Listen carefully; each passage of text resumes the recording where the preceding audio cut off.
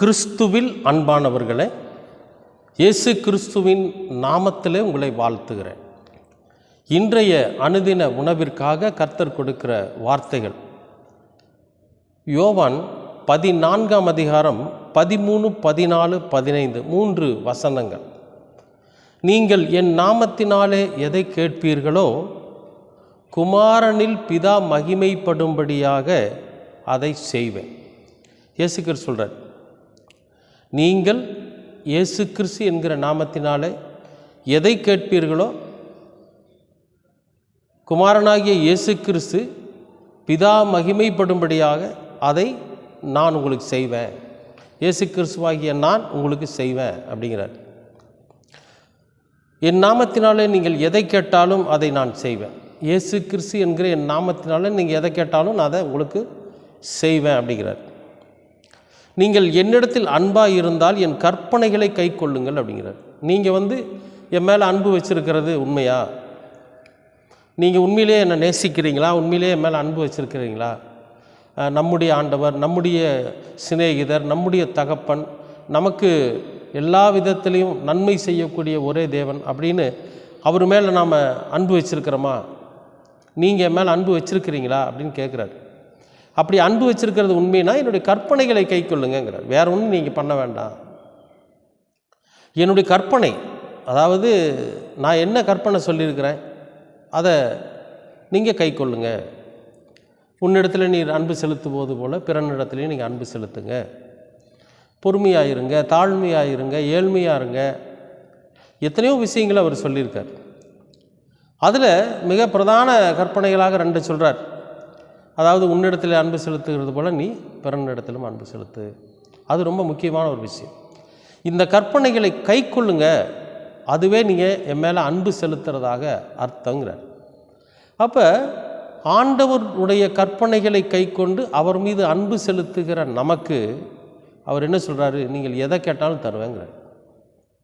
நான் தரக்கூடியது பிதாவாகிய தேவன் மகிமைப்படும்படியாக இருக்கும்.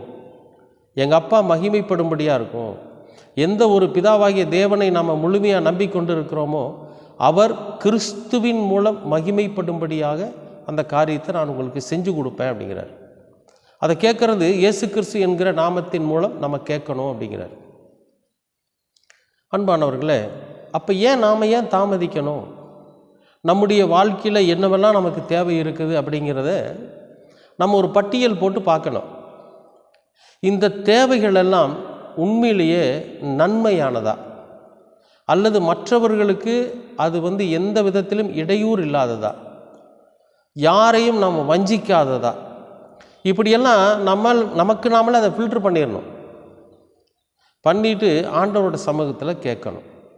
அப்போ கர்த்தர் அது இயேசு கிறிஸ்து என்கிற நாமத்தில் கேட்குறப்ப அது சுத்தமும் பரிசுத்தமாக இருக்கணும், நேர்மையும் உண்மையுமாக இருக்கணும். அப்படி இருக்கிறப்போ பிதாவானவர் மகிமைப்படும்படியாக இயேசு கிறிஸ்து அந்த விண்ணப்பத்தை நிறைவேற்றுவேன் அப்படிங்கிறார். அப்போ நமக்கு என்ன அவர் சொல்கிறாரு? நாம் ஏன் தாமதிக்கணும்? எதுவாக இருந்தாலும் அவரிடத்துல நாம் கேட்டு பெற்றுக்கொள்ளலாம்ல. எதுவாக இருந்தாலும் அது நன்மையானதாக இருக்கணும், நேர்மையானதாக இருக்கணும், உண்மையானதாக இருக்கணும், மற்றவர்களுக்கு பாதிப்பு வரக்கூடாது, நமக்கு அத்தியாவசிய தேவையானதாக இருக்கணும், அந்த தேவையின் மூலமாக நம்ம வாழ்க்கையில் முன்னுக்கு வரக்கூடியதாக இருக்கணும், நம்முடைய சந்ததியில் நம்முடைய குடும்பம் ஆசீர்வாதமாக இருக்கிறதா இருக்கணும். அப்படிப்பட்ட விஷயத்தை நாம் கர்த்தரோட சமூகத்தில் கேட்குறப்போ, இயேசு கிறிஸ்து என்கிற நாமத்தை முன்வைத்து கேட்குறப்போ பிதா மகிமைப்படும்படியாக நான் செஞ்சிருவேன் அப்படிங்கிறார். செய்யறேங்கிறாரு.